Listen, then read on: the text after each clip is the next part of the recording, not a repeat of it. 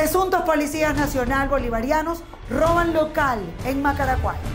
528 años de resistencia indígena con territorios apropiados y mafias que operan en el país. Biden aventaja a Trump por 12 puntos. Les contamos.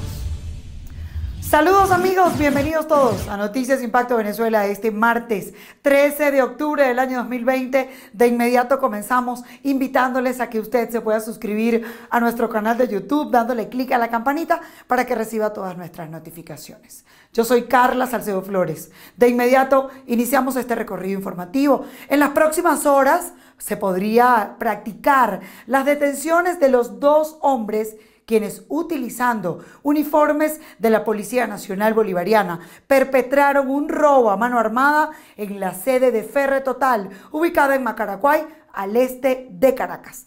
Desde allí nos trae el reporte nuestro compañero Santiago Gutiérrez. Santiago, te escuchamos. Aproximadamente a la 1 de la tarde y con armas de fuego, los dos asaltantes sometieron a por lo menos 4 personas quienes estaban dentro del local y llegaron en forma directa a la caja fuerte, de donde cargaron con divisas y otros objetos de valor. Bueno, yo no escuché nada, yo estaba parada en la puerta, los vi pasar, pero no sé nada, no había absolutamente nada. ¿Eso fue a mediodía, a la 1 por ahí, o antes? No, era en la mañana, eran como... Y eran dos funcionarios, ¿no? Dos funcionarios. Andaban con su uniforme y todo. Sí, claro. Observen el video grabado por las cámaras de seguridad del local, el cual presenta el momento cuando los dos asaltantes se apoderaban de lo que había en la caja de seguridad. Esto sin duda facilitará el trabajo para la posible identificación de cada uno de ellos. El local está ubicado en la planta baja de este centro comercial Macaracuay. Las autoridades no descartan ninguna hipótesis y ya varias personas han sido llamadas a rendir declaraciones en relación con este robo a mano armada.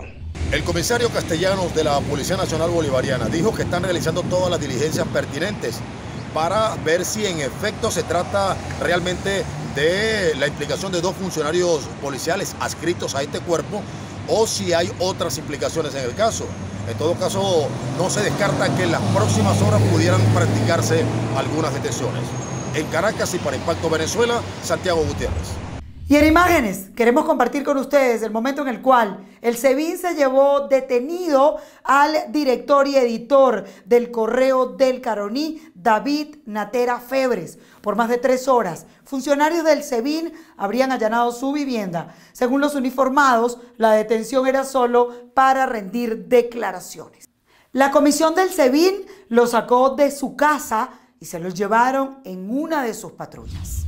Seguimos en Caracas. El estado actual de los pueblos indígenas en Venezuela aleja la fecha del 12 de octubre como un momento emblemático de celebración.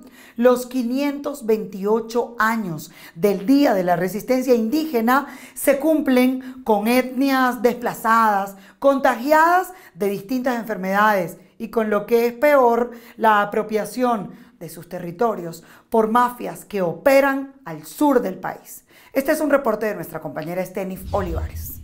Para algunos el Día de la Raza, para otros el Día del Encuentro de Dos Mundos. Para el régimen chavista y por decreto presidencial en Venezuela se conmemora cada 12 de octubre el Día de la Resistencia Indígena. Para el diputado de la Asamblea Nacional por el Estado Bolívar, América Odegracia, se conmemora la peor historia, la peor tragedia que están viviendo en la actualidad 33 de las 55 etnias que hacen vida en nuestro país. Muchas de ellas teniendo que desplazarse de sus territorios como consecuencia de la actuación de mafias en el arco minero. Escuchemos declaraciones del parlamentario a continuación.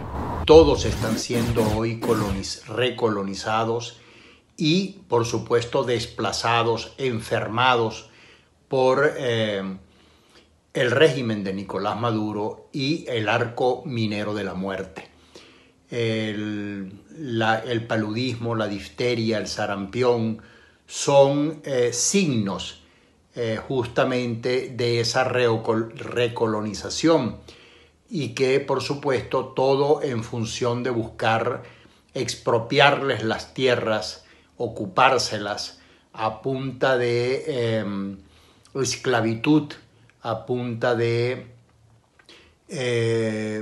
muerte, de masacres que se han ejecutado en todas estas zonas, apropiándose del oro, de los diamantes, del coltán, y estos han tenido que lamentablemente salir. Hoy viven en vertederos de basura, viajando a más de 6.000 kilómetros desde las tierras deltanas del Orinoco hasta Belén, territorio brasileño, por decir una de las etnias que son los guaraos, que equivale a decir ir de Caracas a Madrid a pie. Hoy denuncian ante el mundo las múltiples violaciones de derechos humanos ocurridas en sus territorios, y los informes de la Alta Comisionado de Derechos Humanos dan cuenta de ello. También nuestros pueblos indígenas y nuestros líderes indígenas día a día sufren de hostigamientos, amenazas y de criminalización. Recordemos lo ocurrido en febrero de 2019 en el municipio de Gran Sabana, en la comunidad Pemón de Cumaracapay, cuando funcionarios del ejército venezolano asesinaron a 4 miembros de esta comunidad. Hoy, esta comunidad, a pesar de que tiene una medida cautelar de protección por la Comisión Interamericana de Derechos Humanos, 13 miembros de esta comunidad se encuentran recluidos en la cárcel del Rodeo 2 como presos políticos, donde no se le han garantizado sus derechos como indígenas, pero tampoco el derecho al debido proceso, y donde son violados constantemente. Es por eso que hoy, Día de la Resistencia Indígena, nuestros pueblos denuncian ante el mundo que en Venezuela se violan sus derechos. Para conmemorar esta fecha, la Alcaldía del Municipio Libertador realizó este 12 de octubre labores de limpieza en el monumento erigido en conmemoración a esta fecha de la resistencia indígena. Fíjense ustedes, amigos televidentes de Impacto Venezuela, que en este lugar, en el año 2006, fue derrumbada por seguidores del chavismo la estatua de Cristóbal Colón, que fue instalada precisamente para conmemorar aquella fecha que en 1492 se conocía, como dijimos al inicio de este reporte, como el Día de la Raza. Carla, con esta información regreso contigo a los estudios en Bogotá. Gracias, Stenif. Seguimos en este recorrido informativo. Nicolás Maduro anuncia que le cambia el nombre a la autopista Francisco Fajardo. De ahora en adelante, los 28 kilómetros que unen el este con Caricuao se llamará nada más y nada menos que Gran Cacique Guaycaipuro. Nos trae el reporte a esta hora nuestra compañera Dayana Crais. Es así, Nicolás Maduro anuncia la modificación del nombre de la autopista Francisco Fajardo al Cacique Guaycaipuro. Durante una alocución aseguró que es hora de descolonizar todos los espacios públicos del país, porque a su juicio llevan nombre de genocidas. Y a partir de hoy, los 28 kilómetros de la autopista que une el este con Caricuao, de Petare a Caricuao, llevarán el nombre de Gran Cacique Guaycaipuro, jefe de jefes. Sin embargo, las reacciones no se hicieron esperar. La diputada por la Asamblea Nacional, Maulimar Baloa, catalogó como un acto de hipocresía por parte del régimen de Maduro el cambio del nombre de la autopista Francisco Fajardo por Cacique Guaycaipuro. No termina de oscurecer este 12 de octubre de 2020 cuando Nicolás Maduro nos sale con el cambio de denominación de la autopista Francisco Fajardo a autopista Cacique Guaycaipuro. ¿Cómo se ve que Nicolás Maduro sigue creyendo que los indígenas somos unos ignorantes? ¿Cómo se ve que cree él que con el cambio va a subsanar la falta de medicamentos, el incumplimiento de la Constitución de la demarcación de tierras y hábitats, el incumplimiento del principio de consulta previa? Va a ocultar el desplazamiento que hemos sufrido los pueblos indígenas en todo lo que es oriente, occidente y sur de Venezuela, producto de sus malas políticas al país. Vamos a ver cómo mañana, cuando la Asamblea Nacional sancione el decreto para sacar de Venezuela los grupos terroristas, invasores, que están acabando con nuestros territorios, con la selva y se están llevando el oro de sangre, ¿qué dirá? ¿Nos apoyará? ¿Se pronunciará? ¿Qué dirá al respecto con estas personas que están acabando con los pueblos indígenas de este país? Para la diputada, esa decisión tomada por el régimen de Nicolás Maduro no reivindica a los pueblos indígenas. Que reportó desde Caracas, Dayana Crais, Impacto Venezuela.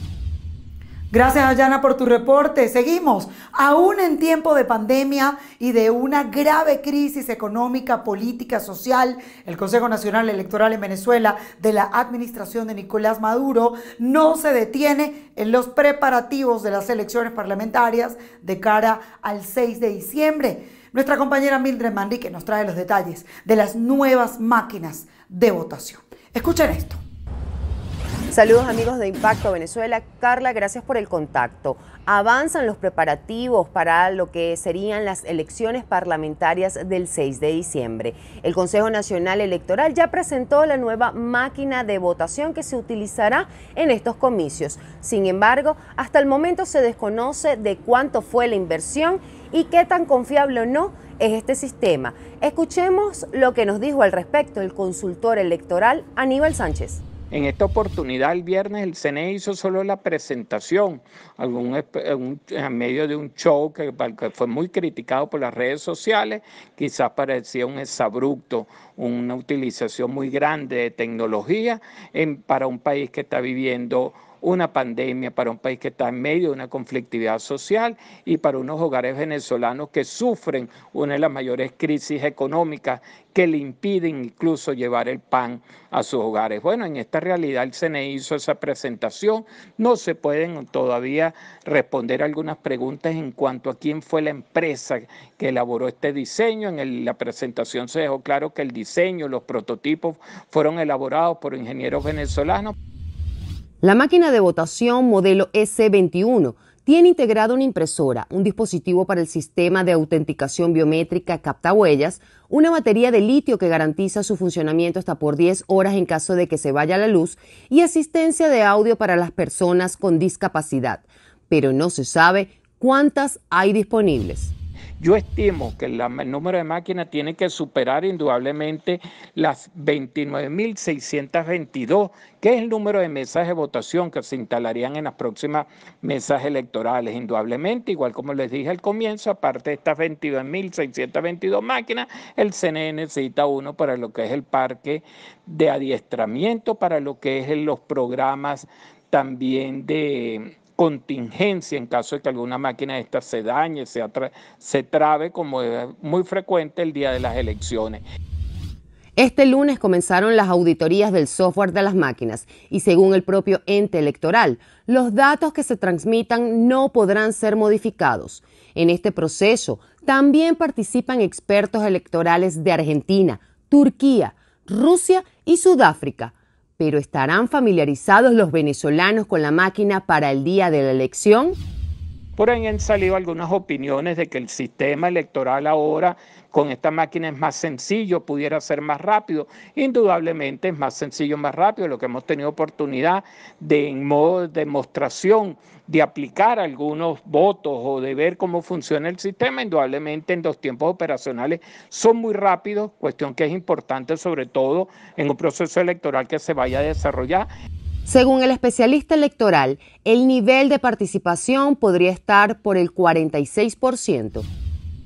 Carla, es importante recordar que estos comicios han sido muy cuestionados y que no cuentan con el apoyo de organismos internacionales como las Naciones Unidas, la Unión Europea y también con más de 50 países del mundo que siguen reconociendo a Juan Guaidó como presidente interino. La oposición liderada por él sigue llamando a la población venezolana a no participar en lo que ellos califican como una farsa electoral.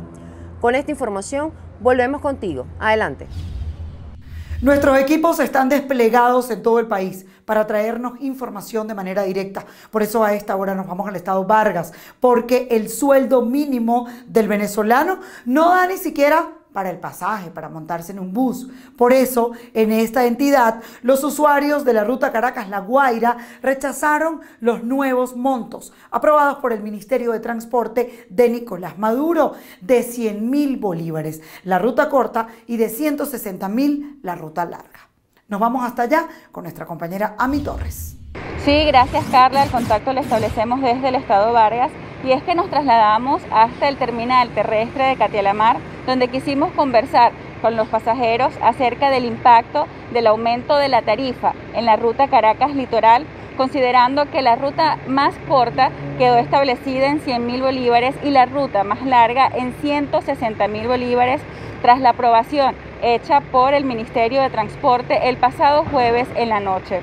De acuerdo a los usuarios consultados, esto significa un duro golpe debido a que por lo menos un trabajador que necesite viajar todos los días a Caracas necesita mínimo 4 millones de bolívares mensuales, es decir, 10 veces el sueldo mínimo que está en 400.000 bolívares. Pero lo del pasaje está caro porque uno, ¿qué es lo que tú ganas? ¿Cuál es tu sueldo mínimo?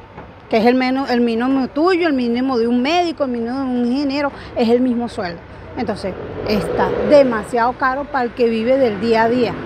Para nosotros los que vivimos del día a día, este pasaje está caro. Entonces tú vienes hoy, te cobran 100, vienes mañana, te cobran 100, no te cobran 150, te van a cobrar 200, porque aquí nada aumenta de 10 bolívares, nada. Todo te aumenta de 100 y de 1000, de ahí para arriba. Y como comprenderán, mira, yo de aquí ahorita voy a dejar a mis nietos en el autobús porque ellos van para Caracas, para San Martín, y no los acompaño porque no tengo la plata. Pero de aquí me voy caminando para mi casa, para Las Tunitas, y son como 5 kilómetros en este solazo. El pasaje Caracas-La Guaira quedó Catialamar-La Guaira, o sea, los dos terminales que tenemos en el municipio, en el estado de La Guaira, quedó 100 bolívares. Y los carros que lleguen hasta Macuto son 120. Y los que llegan hasta Caribe 140, ese es el tabulador, y los Naiguatá 160, ese es el tabulador que nos entregaron. Esa gaceta, como reza, es del mes de octubre, o sea que se planifica que para mediados de esta fecha, en el mes de noviembre, estaremos otra vez conversando para un ajuste tarifario. En cuanto a la ruta urbana, se conoció que para este lunes está prevista una reunión entre representantes del Bloque Unido de Transportistas de Vargas y el alcalde José Alejandro Terán a fin de definir en cuánto quedará el pasaje mínimo urbano que fue sugerido por las autoridades nacionales en 30.000 bolívares. Esta es la información que te podemos ofrecer desde Vargas y con ella retornamos el pase a los estudios. Gracias, Ami. Seguimos recorriendo Venezuela. 70% de la industria turística del país está a punto de quiebre si no se establecen mecanismos para activar este sector de la economía. Pequeños hoteles y posadas son los más afectados. Nos vamos al estado de Anzoátegui con nuestro compañero Jesús Albino. Efectivamente, Carla, amigos televidentes, el contacto lo establecemos desde el oriente de Venezuela. Recordemos que esta es por excelencia la región turística de Venezuela y actualmente cerca del 70% de la industria se encuentra paralizada. Esto debido a que no tienen o no se les permite trabajar a las pequeñas posadas y hoteles. Muchos de ellos han empezado a trabajar los que tienen restaurantes y servicios de alimentación a través de delivery, esto para mantener medianamente sus operaciones, pero han tenido que disminuir el personal generando desempleo y solicitan ser incluidos en las jornadas de flexibilización para poder mantener esta industria abierta.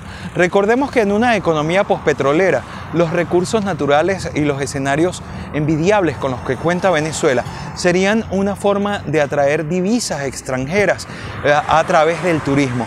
Pero si en este momento la industria turística colapsa y cierra, va a ser muy difícil recuperar este ámbito de la industria y también va a ser muy difícil el ingreso de divisas a través de la misma. Por esta razón, las cámaras hoteleras del oriente de Venezuela están proponiendo se les permita trabajar durante las jornadas de flexibilización bajo extremas medidas de seguridad e higiene, esto ante la pandemia, pero que se les permita trabajar para poder mantener sus plazas abiertas y también generar los empleos tradicionales que genera esta industria en el oriente de Venezuela.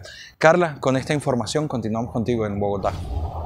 Gracias, Jesús, por tu reporte. Y la Cámara de Comercio de Valencia denuncia que las deficiencias en los servicios públicos y el desproporcional aumento en el pago de los impuestos municipales ponen en jaque al sector. El vicepresidente de la Cámara de Comercio de Valencia, Lorenzo Araujo, indicó que en la última semana Los impuestos municipales, especialmente el aseo urbano, aumentó más de 300% y los comerciantes no tienen cómo costearlo.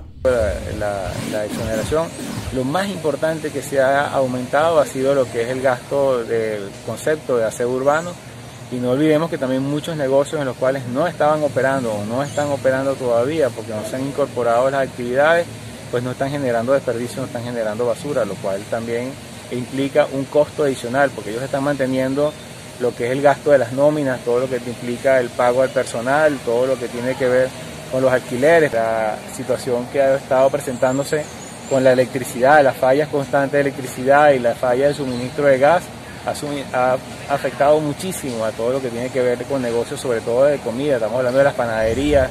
Con respecto al esquema 7+7 implementado por el régimen de Nicolás Maduro, asegura que solo trae pérdidas a los comerciantes. Hizo un llamado a que les permitan laborar todas las semanas, aplicando las medidas de bioseguridad para evitar la propagación del COVID-19. Y en la ruta electoral de Estados Unidos, John Biden, candidato demócrata a la Casa Blanca, aventaja por 12 puntos a su rival electoral Donald Trump, actual presidente de Estados Unidos. Las elecciones presidenciales se celebrarán el próximo 3 de noviembre, es decir, en menos de 3 semanas. La encuesta de ABC News y The Washington Post fue realizada tras la hospitalización por COVID-19 del mandatario norteamericano. Trascendió además que en el mismo sondeo los consultados otorgan a Biden una ventaja de 17 puntos sobre Trump en la confianza popular para manejar la pandemia del coronavirus. @ImpactoVE es nuestro punto de contacto en Instagram y en Twitter. En Facebook nos consigue como Impacto Venezuela. Y una nueva ventana informativa está abierta para todos ustedes, www.impactovenezuela.com. Sin duda alguna, allí somos información, inmediatez, responsabilidad, pero sobre todo la verdad sin censura. www.impactovenezuela.com. Hemos llegado al final de esta transmisión correspondiente a hoy martes 13 de octubre del año 2020. Antes de despedirnos, queremos invitarle a que usted se pueda suscribir a nuestro canal de YouTube dándole clic a la campanita para que usted pueda recibir todas nuestras notificaciones. Yo me despido, soy Carla Salcedo Flores. Gracias por habernos acompañado.